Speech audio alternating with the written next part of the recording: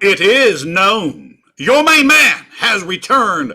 Special Christmas edition. We're going to be talking about Advanced Dungeons and Dragons, the rules that I'm using, second edition. You understand what I'm saying, sucker? So I'm going to go over what I'm doing with the campaign I'm running now. I don't know how many game sessions we're into at this point. Quite a few. So I think on the high end, I've carried it up to fifth level. Always, always, always starting at first level. And that, I guess, is really the first sort of rule to go over with. I always start characters at first level. Many players, maybe very close to all of them, are going to feel a higher degree of connection to the character, a degree that they've earned it, that it is their character, that they've achieved all these things as opposed to being handed some 18 level sorcerer and just having no real idea how to utilize all the subtleties and so forth because they didn't earn them, they didn't come up with them. They started at a rambunctiously high position, a lofty idea to run this super shot, right? But when you can invest that from the ground floor and really start to learn, I'm not sure how many sessions we're in. I'm going to guess. I don't know, Langer, maybe you'll tell me in the comments below. Our game secretary, he wouldn't know. I wouldn't know. Your main man does not know such things. But I'm going to guess we're somewhere over 10 at this point. It feels like we've been going for a while. Now, let's start here with what I did. And I happen to have an extra character sheet laying around. This is from the back of the Paladins, Complete Guide to Paladins. I think you can see it right back there. Complete books. These are back there behind me. You can see some of, maybe that's, I don't know, roughly half of my books. There's a lot of on that side of the house as well as scattered everywhere. I live with a gremlin, and he grabs things and moves them around. So I don't know if my son's going to pop in at some point in the video or not. He's moving around. You might hear him in the background. Let's talk about how we did stats to start with. For a long time, I've really been a point buy guy. You can go back to old videos, really liking the point buy, but point buy without any sort of supervision on it can really lead to a lot of min-maxing, particularly from your weaker players, and it is a weak mindset to get into that sort of idea. Oh, well, I'm a fighter, so it's strength, then it's dexterity, then it's constitution, or flip-flop dex and con, whatever. Intelligence, wisdom, and charisma are just garbage trash.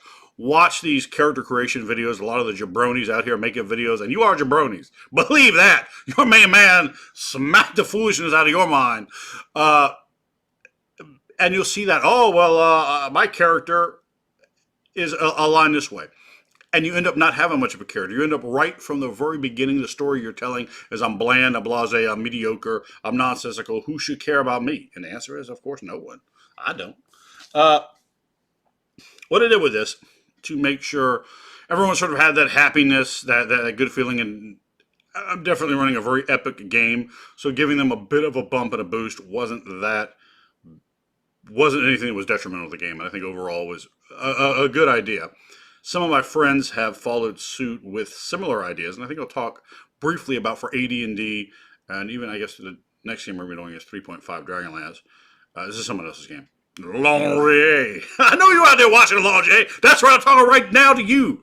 Tree folk looking motherfucker, meerkat ass. So, I give everybody an 18. Just right off the bat, put it wherever you want. The rest of your stats you had to roll right down the line. I know that might sound weird, me saying something like that. Found it has worked great. Giving them the one stat that they could put anywhere, and it was as high as it could be, it's 18, allowed them to make sure that they couldn't, I didn't want to hear any bemoaning or anything like that from any players. Wanted them to feel like they had some sort of buy-in on their character, and I came up with some specific rules, but let's kind of talk about that first. So let's say, and you could have arranged in any order you want. I don't really care how you rolled your stats. You would had to tell me before you rolled how you wanted to roll them, if you wanted to roll them in any other order than what I usually use, which is strength, dexterity, constitution, intelligence, wisdom, and charisma, in that order. There are other orders you could put stats in. You could literally do them in any order. It doesn't make any difference. It's just how they're arranged on a character sheet. So that is essentially mostly arbitrary, right? So with the characters, we had one stat you can put wherever you want. Let's just say you put your high stat in strength, right? And if you did, and you were playing a warrior type I let you roll percentile strength on top of that. Or say you put in your dexterity or whatever you would, if you were an elf, you would still get your racial bonus. So that 18 would be propelled to a 19, for example, if you were playing an elf. So we rolled 46, dropped the lowest, no rerolls, anything.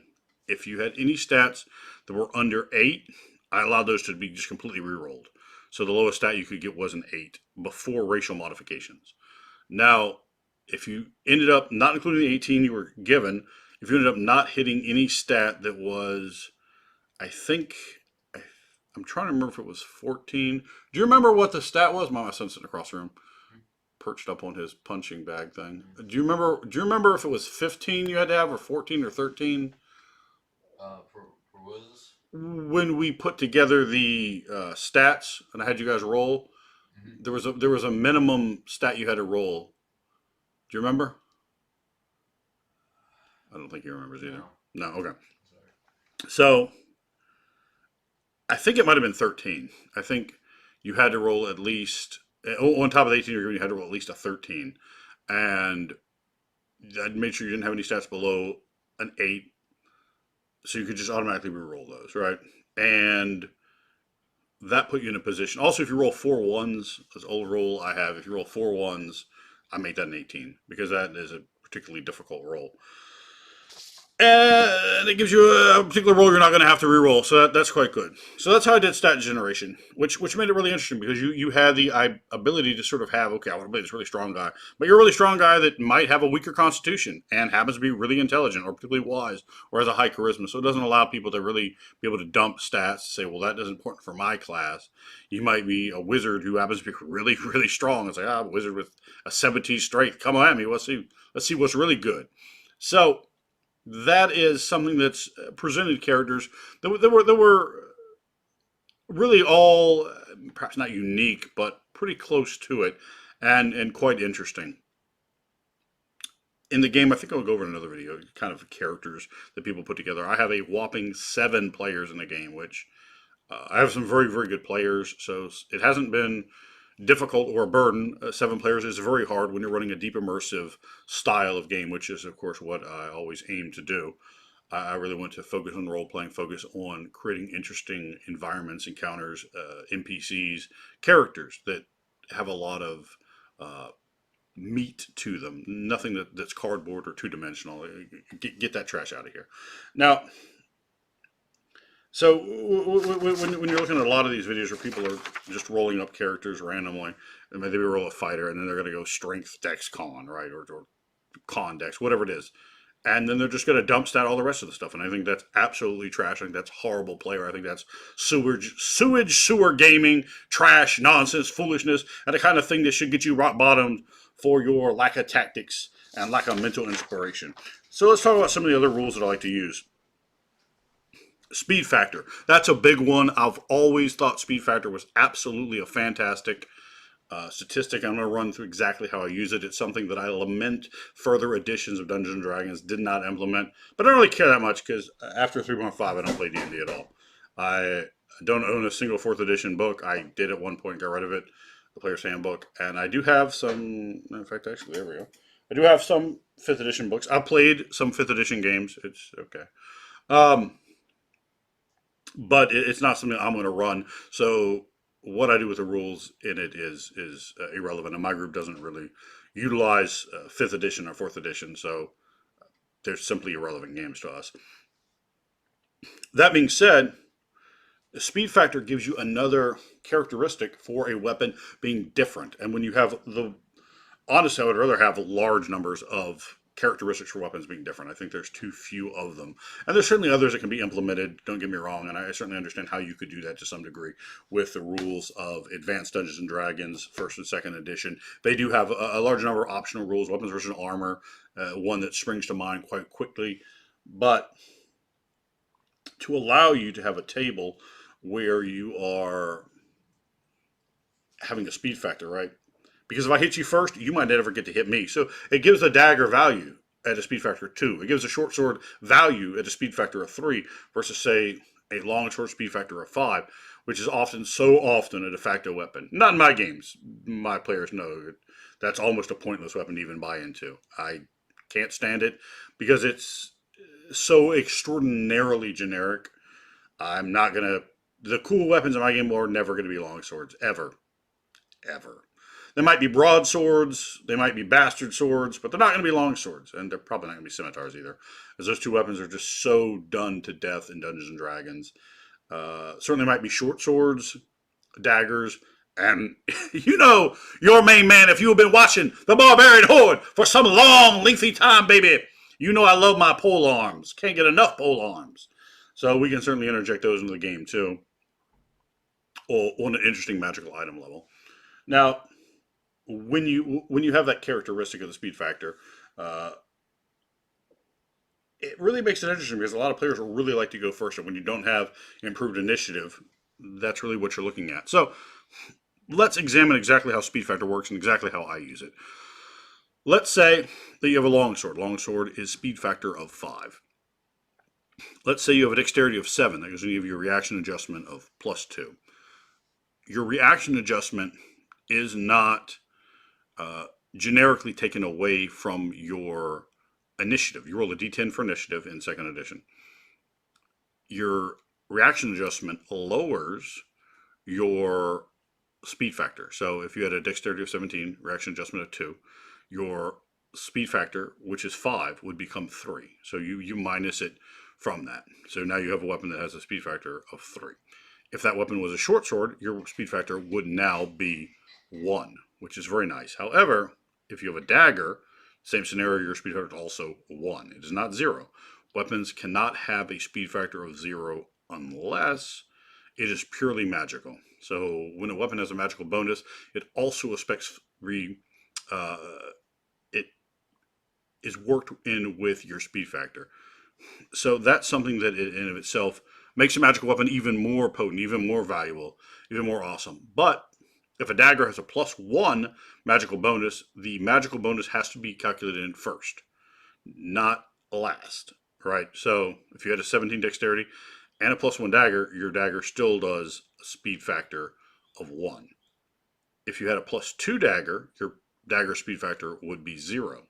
If you had a +3 dagger, your dagger speed factor would be 0. It cannot go below 0. It cannot go faster than that, but it can go down to a 0, but only through magical means as magic is applied first. So those are the two things that are going to drop your speed factor, both your magical bonus and your dexterity bonus. So you may or may not have those. Again, the way we did this, there's certainly fighters that are going to be there. Maybe you took a high strength or a high constitution as example with the 18 they were giving you, and then you end up in a spot where you end up, oh, my dexterity is 9.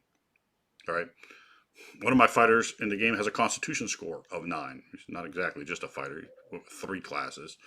I have 7 players, and that is quite a bit. 2 of them are single class. 4 of them each have 2 classes, and then one of them is a 3 class character, and it definitely begins to suffer as the single class characters are both 5th level, and I think one of them is probably higher, probably close to 6th level at this point, and that's the highest we have. I mean, we're probably maybe game session 11, something like that. I'm not exactly sure where I am. Langer, just write it down in the notes. I know you know. So that's a rule that really interferes and it affects how I want to do things with wizards, or excuse me, with rogues and with fighters. Now with wizards and clerics, I've had videos for years, probably over a decade, honestly, on the channel. Jesus Christ, I've been only doing videos in here 15 years. What do I want to do with my wizards and with my clerics? I hate Vancian magic. I absolutely detest how it's done. Oh, I memorize spells and lock patterns in my mind. Bullshit. It makes no sense to me. I've yet to have anyone give me a particularly good explanation. I've heard quite a few, and I thought they were just rotten. Just get out of here with that trash. I don't need any of that. If you're sitting there, you're studying your spells, you're reflecting. And I do like to have time when priests are doing their prayers, time when wizards are studying their spells. But you know how to use them.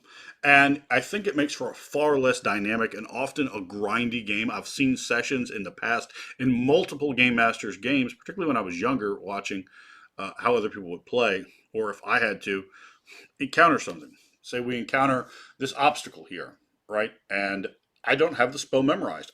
I do have the spell. I know the spell. I can memorize the spell. So what happens? Well, we stop instead of here in the nice action, in that small amount of time we get to play, right? A few more hours, perhaps.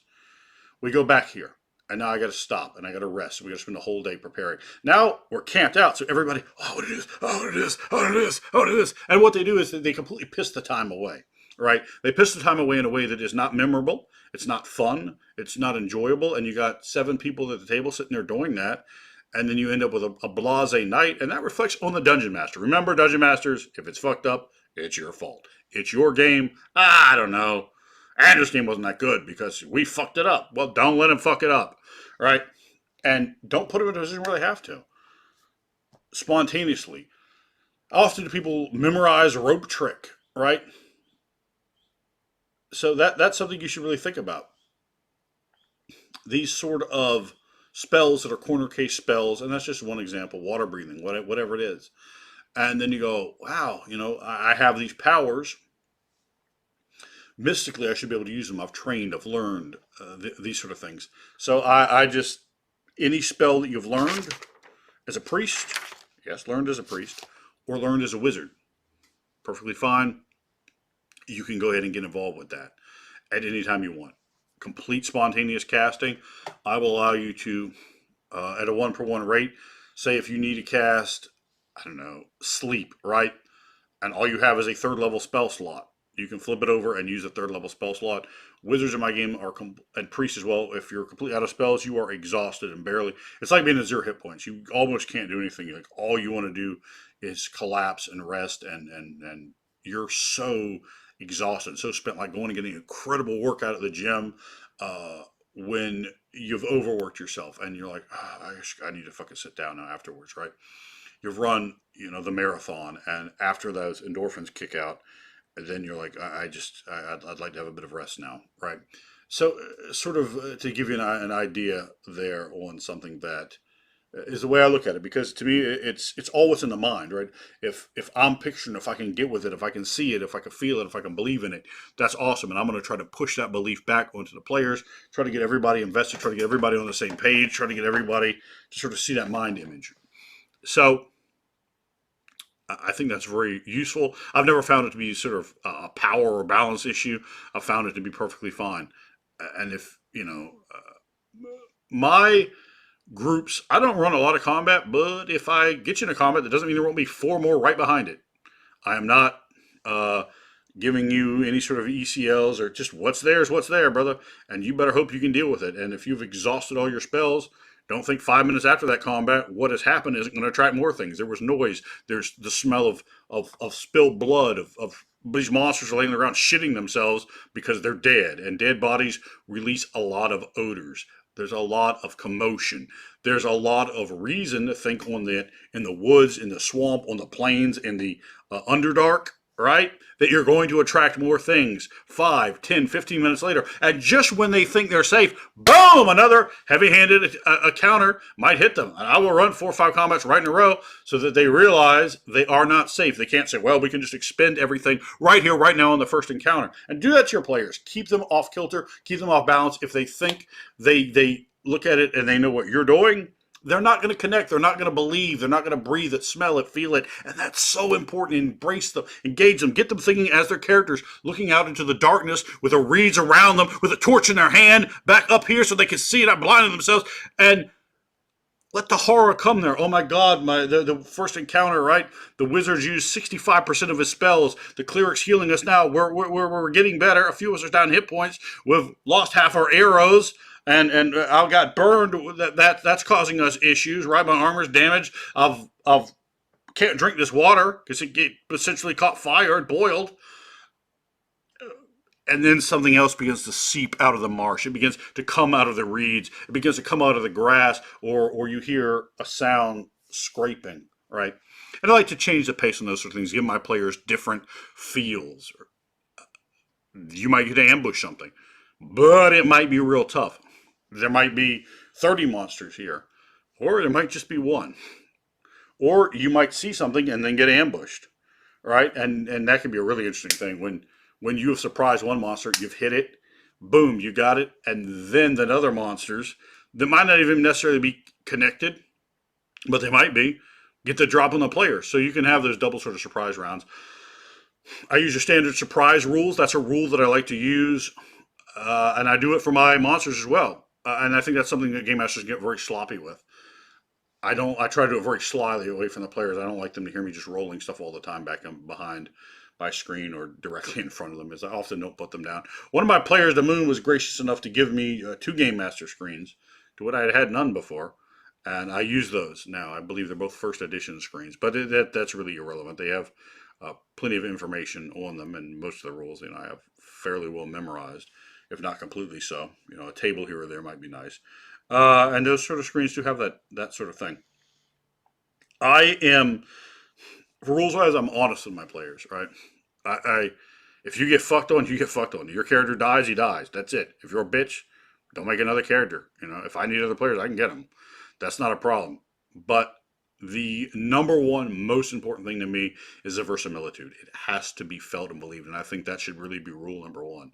Rule number two is fun. I want you to have fun. I do not want you to have fun at the expense of the game falling, right? I want the game here, because that really is what the instrument of providing the fun to everyone is. And when you make compromises, you begin to deteriorate. I'm not saying run some Gygaxian slaughterhouses all the time. Try to, work little edges in for your players to use to keep them from, just being a meat grinder, because that sort of game is absolutely horrible. It doesn't make any sense. So it breaks verisimilitude. Why are we here doing this? I don't fucking know. Somebody a long time ago did something, and now for some reason we're still here on their adventure. So that isn't good either. But for death, with your hit points, when you get to zero, you can't do much. I don't say zero is dead. I don't say it's unconscious either. You are quasi-conscious. You can stagger around, take a very, very limited movement. I would let you drink a potion. Example, I would not let you cast a spell. I would not let you make an attack. I wouldn't let you make a full movement. I would let you try to maybe patch your own wounds up a little bit if you had to heal proficiency. I don't let people that don't have healing patch wounds. Like, you're just going to die. Now, if you're negative hit points, you die in my game when you reach one point in the negatives lower than your constitution. So, for example, if you have a 9 constitution, you get to negative 10 hit points, you are dead. If you have an 18 constitution, you have to get to negative 19 hit points to die. The majority of attacks that are going to reduce you to less than 0 hit points in my game will cause you to take another hit point of damage every single round until you are healed. So if you get hit hard and you're down to negative 8 and negative 10 kills you, you got 2 rounds for someone to get there. And every round on your initiative, you take another point of damage.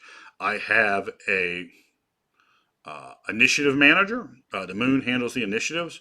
I don't handle the initiatives. I tell him what my initiatives are. If I want to group my monsters in 1 group, or 2 groups, or 50 groups, I'll hand him I make my rolls. The Moon, write them down, and the Moon, he writes them down. What's your initiative? He handles that.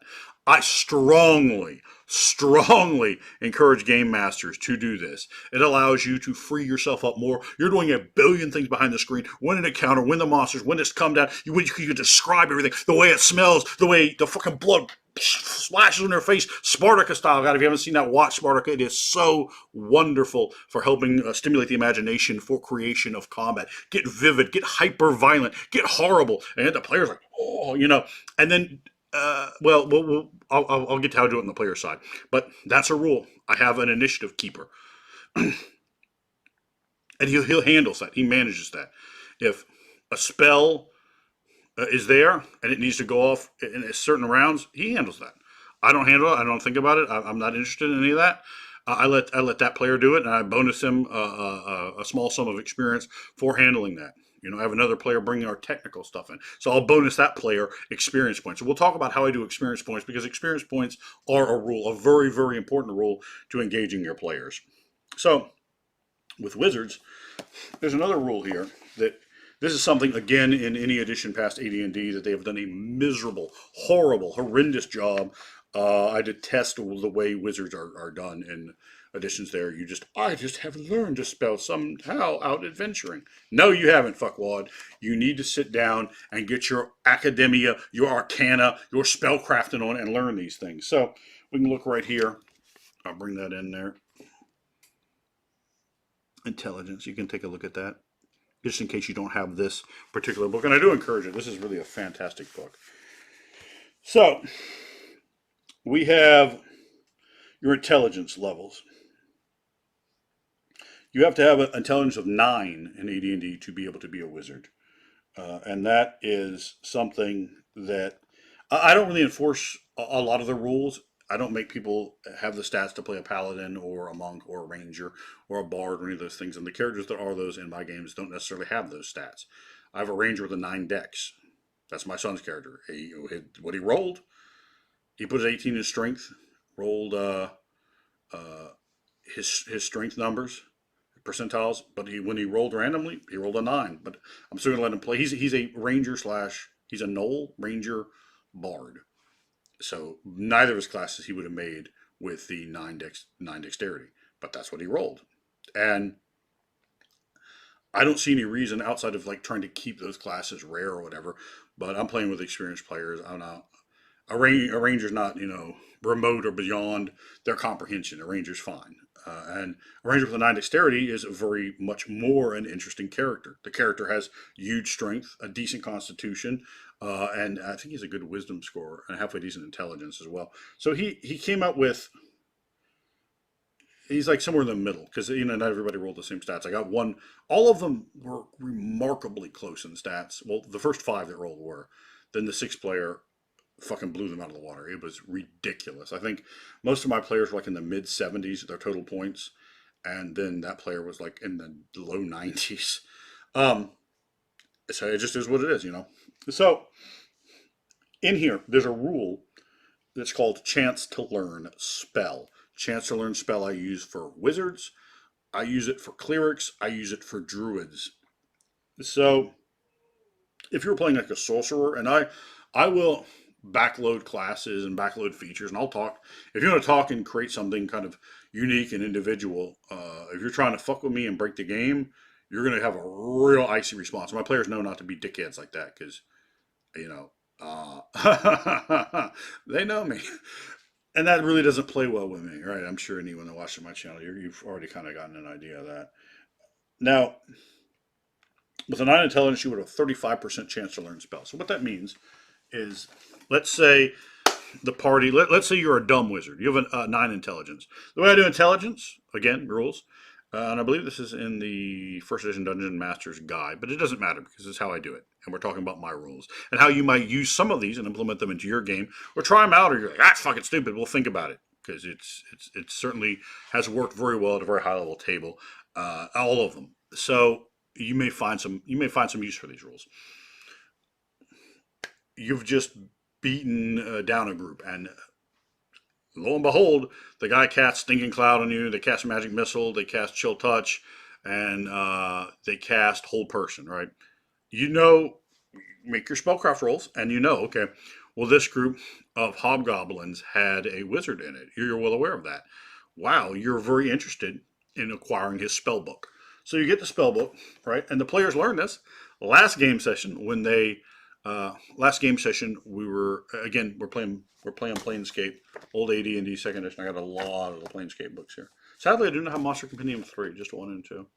Sad. You can see behind me, I got a bunch of them. Some are my books, some are my son's books, but our collection's shared.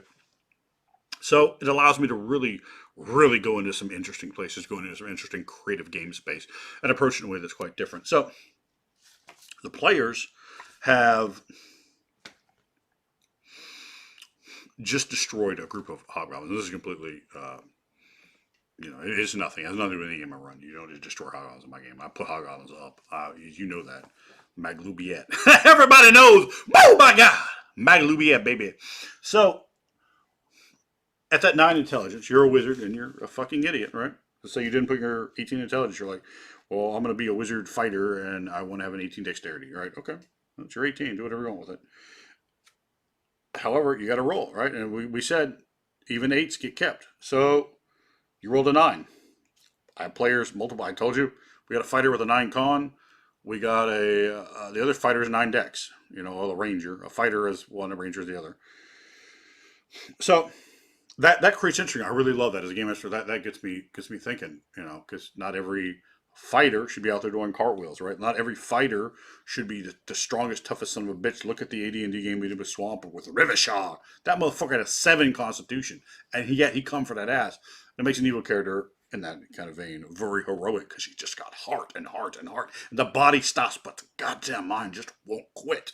And that really allowed me to do some interesting things to add redeemable qualities to a fucking evil panty paladin motherfucker, which is what you really want to do when you're playing an evil character. Now, that 35%, we've just picked up the spell book. And I've written out a list of spells, right? And he has first and second and third level spells in this wizard's book. And you're like, wow, got great spells. Oh, I was going to say, in the negative plane, they found a blade singer who was undead and intelligent undead who had become evil, of course, inside the negative plane. And there's a whole backstory there, which they got to, which they are, well, they will, this was last game, so they will be getting some pieces out of the spellbook. The spellbook to me isn't just a book with spells in it. Like, it's his diary, it's his journal, it's his book of shadows, it's his grimoire. He has personal things carved in there. He's got notes written in the margins, like somebody grabbing a book, like, you know, circa like the 18th century, or like every scrap of paper is so important. And he's writing little extra notes, little doodles, all these sort of things, and give players those sort of details, not just, all right, you get a first level magic missile, and you get a third level, I don't know, charm your butthole spell. No. Let them feel it and give them some story from that wizard, because you can tell a little bit of that wizard story at that time, and that will blow your average player's mind, right? When they're looking and they're feeling like, oh, look, Shenartian the fucking conjurer. Oh wow, this is what's led him down a path. This man, you know, he had these trials and tribulations, and this is why he's come here. This is why, you know, he's tried to learn these spells, right? And now his story's ended because you have slain him, because you are murderous player characters. The most dangerous thing in the multiverse. Player characters. So you're going to go ahead and roll. Let's say he's got 14 spells that you are interested in trying to learn of different levels. You're going to make a roll. Say you don't have magic missile and he's got magic missile. You're like, oh wow, I'm just a generic wizard, and I would like to learn magic missile. So you roll your 35. If you roll 36 or higher, you get nothing. Now, if you rolled at 35 or less, you've learned the spell. It takes 1 hour to try to learn a spell per level of the spell. So a third level whole person spell for a wizard, not a cleric, there's a second. For a wizard, it's going to take you 3 hours to attempt to learn it. You get a roll. You cannot roll again until you've gained another level in that same caster class. So I'm going to go over some really complicated, hopefully not too complicated, but some rules that I've added to this. But I'm going to explain the base core, because I know a lot of people sort of hand wave this thing away, and I think you're doing your players a tremendous injustice. Players love the encounters, they love the violence, they love, you know, the socialness, they love the new experience, the adventure, the exploring, but they also love the treasure. Make the treasure cool. Tell them give them descriptions of the coins. Well, these coins are triangular, and you see this picture of this kind of man, and then that can start building a story, right? You talk about the raven embossed symbol on what they presume may be the back of it, as they see, you know, Marcus the fucking Great on the front of the gold coin, and then later they find some more of those gold coins, and then they get to the city where those gold coins were originally minted, and these coins were minted 80 years ago. So you start adding more texture, more nuance, more mythology, more culture to your game, and that pays off tremendously.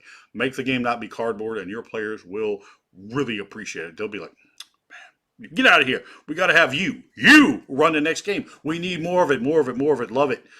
So these sort of small details, they say the devil's in the details, and that's really true. Because you want to get those little details and get the players' minds popping. I try to get feedback every single night from my players, and often it's things that I would have thought were nothing that they latched onto. Oh man, this was great.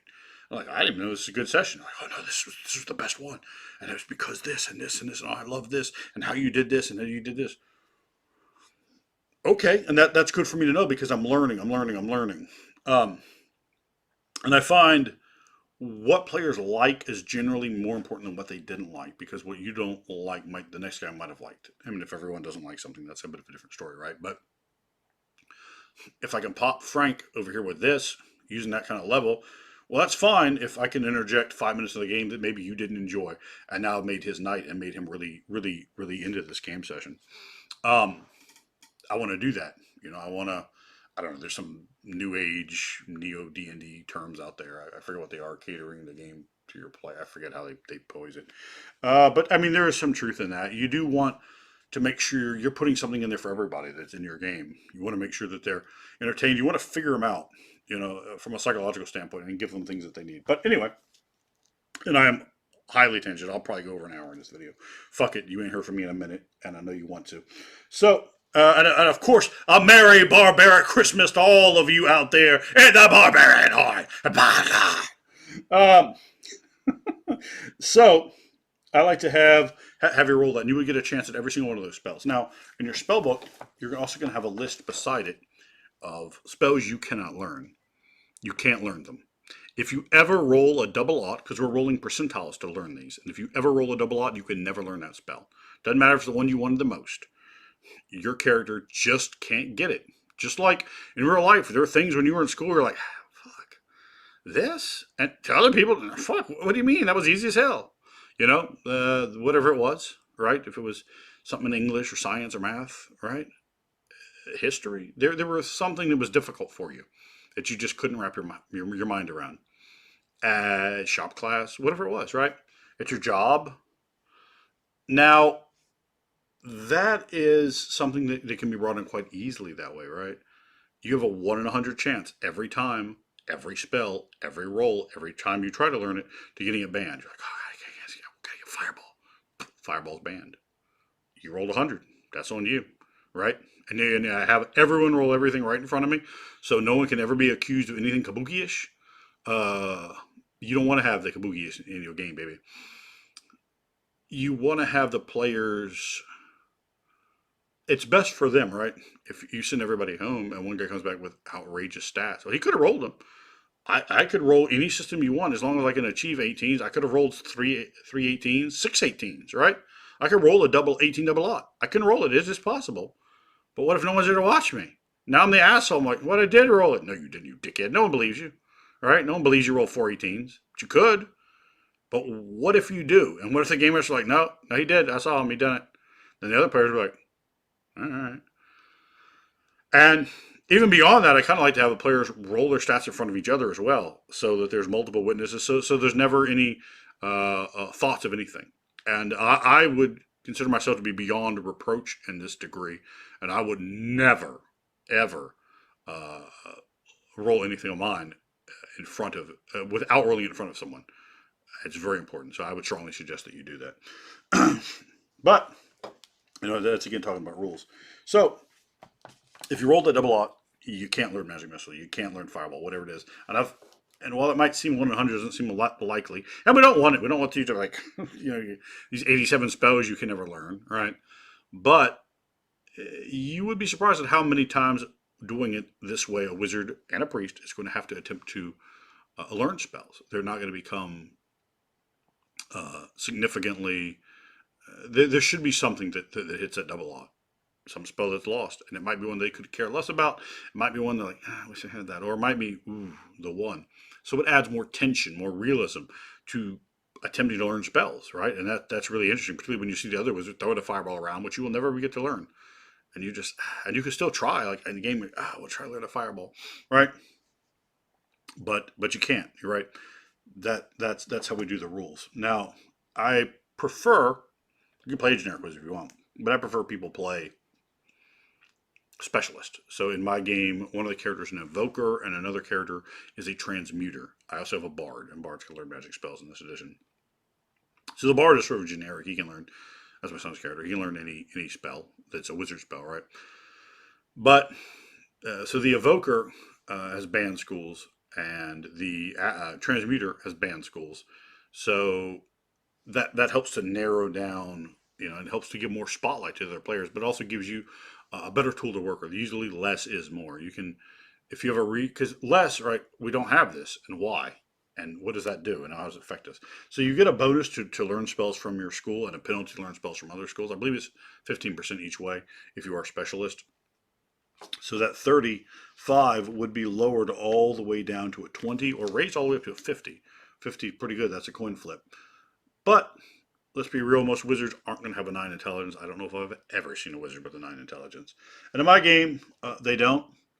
The all three of the characters well, actually, I guess technically I have another one that can learn some spells, but he is significantly weaker of a caster than the three aforementioned characters. But the magical characters that I have all have high intelligences. I think my son's character comes in as the dumbest, and he's intelligence is what? Hey, what's your character's intelligence? He's got a 12, which is not miraculous, but it's not horrible either. And he's generic as he's a bard, so that would give him a spot on a 50% chance to learn spells. Okay, now there's another rule right beside it: max number of spells per level. 100% I use this absolutely all day long. If you have an intelligence of 19, you can learn all of them. Intelligence of 18, you can learn 18 spells per level, which is quite a bit. That's quite a bit of spells.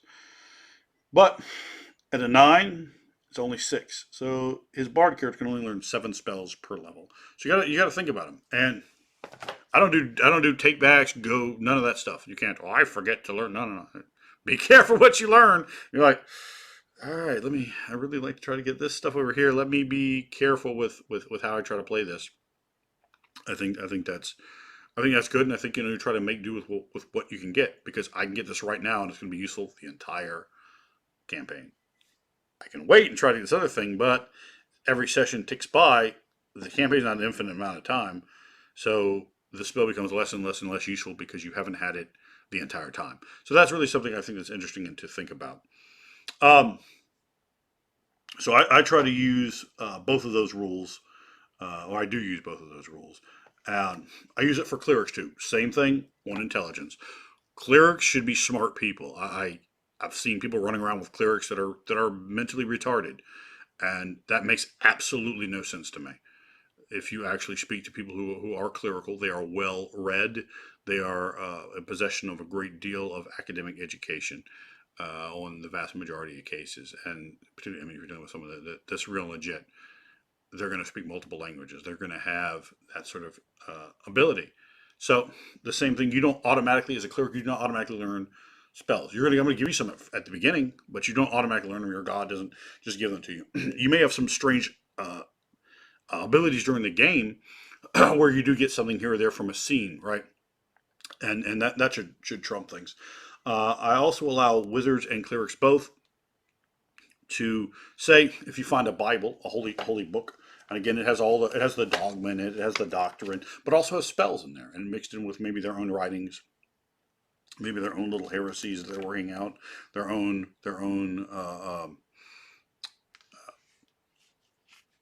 different thoughts, almost like a little journal too. And that's a great way to add more texture, just to gaining treasure, right? It's not just treasure. This is somebody's life that you ended, and now you might need to have some guilt about that, and that can really add more levels and more layers. It can be very interesting. So when you have players who are, I brought my, oh well, I brought my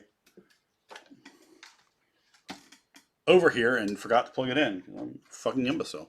But oh well, hopefully it's not too dark. I do try to have some level of professional tactics here.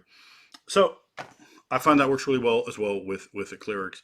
And again, with clerics, I'm always working in special things. Playing a character who is divinely related to my games is a gigantic bonus. So before you think, oh god, you have intelligence too, that makes clerics so weak. Clerics are not weak in games that I run, right? And then there's great ways you can function those in. Go into, like, imagine you're going into this because it's great. You have you find a Bible on the Siricist. It has all these wonderful spells, and you're looking at it, you're like, oh boy, I don't know if I want to try to get into this, because it's prayers to Cyric, and you're trying to take them, you're trying to learn that magic, but there's always going to be that little bit of taint, and you're trying to convert it over, you're trying to pull it over, you're trying to play mind games with yourself, you're getting your mental gymnastics on, which really provides an interesting moral dilemma, and I've found that has been wonderful role-playing fodder. So I always tell them, okay, you've learned inflict moderate wounds, but you learned it from him, from this faith. Make sure you make a note of that and work that into some degree into your role playing. And all sorts of other things can happen along those lines for a character. When you go into a temple and you're seeing, it's an ancient crumbling temple, no one's worshipped there in 357 years, and you find, scrolled on this old pillar and broken, you're like looking at it, and you see you have a spell, so you cast your read magic and you begin to learn these things. I always give read magic, detect magic, and to wizards cantrip for free. You have those spells for free. They do not count against your spells here, and they don't count. You don't have to pay anything to cast them. You could cast them as long as you have mental energy, which means as long as you have any spell of any level or a spell slot. If you have a third level slot, a fourth level slot, just one, whatever, a first level slot, doesn't matter. You can cast this for free. You cannot cast them for free after you're expended. I think it makes absolutely no sense in training to be a wizard. Like, I cast detect magic once a day. Well, you're done. Go home. You can't learn anything else, right? You can't play with your spells. How are you even learning these cantrips? It's absurd. I really don't like that. I think that these things are instinctual, easy. They're base parts of the class. A wizard should be able to, okay, I'm going to detect magic, and you'll see the players. The other ways of doing it, they wouldn't even say there's and they start looking around, and I'm smart to what they're doing, so I'll start describing dweomers to them. What's happening? The divination dweomer. So I got to be on my game too with those magic items. Okay, well, this item, it resonates enchantment, it resonates divination, it resonates abjuration. This magic item over, and I spells, like I leave spells. They don't just poof. I mean, a few do, but most of them, there's some shelf life to them. You can see a faint resonance. But I also use detect magic. If I'm a wizard, I think it looks kind of clueless if you're looking at it like a TV show. I can't tell they're other wizards. Watch the shows like that, like the Highlanders, But to that degree, I don't necessarily like to that degree. But you're like sitting there looking at them, right? What are you doing? Well, you're casting detect magic, and you're seeing that there's a reservoir of spells in them. Also, very interesting point. If you expended all your magic, you just look like a mundane person. So that could be an interesting spy trick to slide under. They're like, oh, you're not a wizard. To keep your ass moving, right? So that's sort of an interesting way to implement that level of verisimilitude. Now, when you're in counter combats, I always have people roll then describe. Never describe roll. I don't know why anyone thought that was a good idea. It's idiotic. Do not paint me a picture before you got your brush. Set up your easel first. Roll. Okay. All right. Well, I got a 20. So, and I did this much damage. So they're giving me the mathematics. Okay, so I know you just killed them. I give them the high sign. Often I don't even tell them you've killed them. I just give them a sign, and they know. So they go into this vivid description of how they've killed them, done this and this, and you whatever you want, however you want to kill them. It's your call. However you want to do. You want to add. You hit them with your axe, but you want to pick them up and suplex them too. Go for it, man. Describe. It's your scene. You have complete ability to direct and control the scene, right? But if you've only hurt them a little bit, I might tell them, just a little bit, just, don't go nuts. So they're describing, how they come in and they've nicked him and cut him down and he's bleeding. He's like, you son of a bitch. And maybe, you get in there and he swings at you and you duck under it and then comes back, but he catches you with a left. You're like, grabbing your jaw. Cell, get involved. These are the sort of things that in AD&D they say, around 1 minute, a lot of stuff's happening, not just an attack roll, go, I miss, go. No. Describe how you miss. Describe what's happening. Get in there. Make combat a role-playing encounter. I've said it so many times. I'll say it anytime anybody wants to hear anything from me, baby. I also am really big on charisma. Low charisma should be a problem. It should be almost not crippling, but damaging to a player. People are going to ignore you. So you do these wonderful things, right? There's a player in the group with 20 charisma. I've had the player with 20 charisma picked up and paraded around the town, statues built, put him up as a hero, whereas other characters with lower charisma are just pushed down, even though they did the work. They're not the ones of heroes. They're not the ones of repute. They're not the ones to be concerned with or taken seriously at any times. I use weapon and non-weapon proficiencies. I use the rules for that, as well as familiar weapons. If you know how to use a long sword, you'd only take a -1 to hit as a fighter with a bastard sword, for example, but you still take that penalty. I personally prefer just to have a secondary skill system with the players. I let my players, I say, okay, I throw things at the players. I say, what do you want? Right, I let them have some authorship in the game, and what they voted for were having a non-one proficiency table. They also voted against a critical hit table. They didn't want that. One of the players did, and I was like, okay, just realize that I get a lot more monster attacks than you do, and something little and weak can definitely kill you now, or cripple you, or rip the face off, or whatever. And some of you will have, maybe you will have these things happen to you during the game.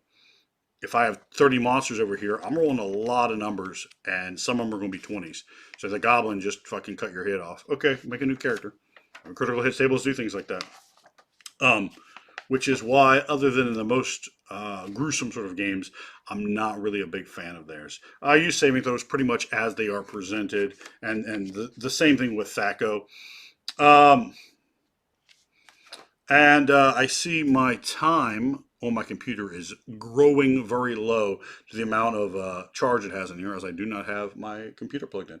So I will conclude there at just a little bit under an hour. Barbarian Horde. We have pretty much talked about all these things. Another thing, I always make sure we have all the correct armor class for people. When they're surprised, you're going to get hit hard. You're going to be surprised. I make backstab. You got to work for backstab. It's not sneak attack. It's difficult. You got to have the surprise on someone. They have to not know you're there, or be in a position where they're completely unable to do anything about it. And if someone has a whole person spell on you, if you go into coup de grace, I'll usually make you make a roll as long as you can hit them at like armor class like 10, probably. You can just kill them, right? You can just, if I'm completely held, you knew competently how to use a sword. If you didn't happen to slip or something like that, well, you could just kill me. So I'm kind of big on those rules. I like to make it dirty, dark. I like to make it cinematic. I like to make it violent. I like to make it scary for my players. And I suggest definitely getting into all those sort of things as well. Think about the rules I put together. They might be great for your OSR game, for your advanced D&D game, for your 3rd edition game, for your 5th edition game, for your 19th edition game. If you're watching this way, by God, in the future, stand what your main man has laid down as prophecy unto you. That's right, you. I'm talking to you right now, person in 19th edition, because you're going to be watching your main man even then, for a billion years to come. All right, Barbarian Horde, and a Merry Christmas to all.